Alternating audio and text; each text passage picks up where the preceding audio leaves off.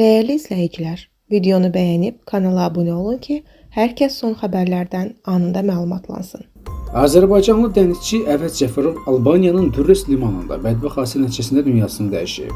Xəbər verilir ki, 2001-ci il təvəllüdlü Cəfərov Biləsuvar rayonunda dəfn ediləcək. İstintaq aparıldığı üçün onun nəşinin bir neçə gündə vətənə gətiriləcəyi gözlənilir. İlkin məlumata əsasən bədbəxt hadisə gəmidə yük boşaldılması prosesi zamanı baş verib və onu cəryan vurub. Qeyd edək ki, mərhum subay idi. Allah rəhmət eləsin, ailəsinin əzizlərinə səbr diləyirik. Sumqayıt şəhərində evdən gəncin meyidi tapılıb. Xəbər verilir ki, hadisə Sumqayıtın Xəzər bağları arasında qeydə alınıb. 2002-ci il təvəllüdlü Kənan Nəsirlinin meyidi yaşadığı evdə aşkar olunub. Faktla bağlı araşdırma aparılıb.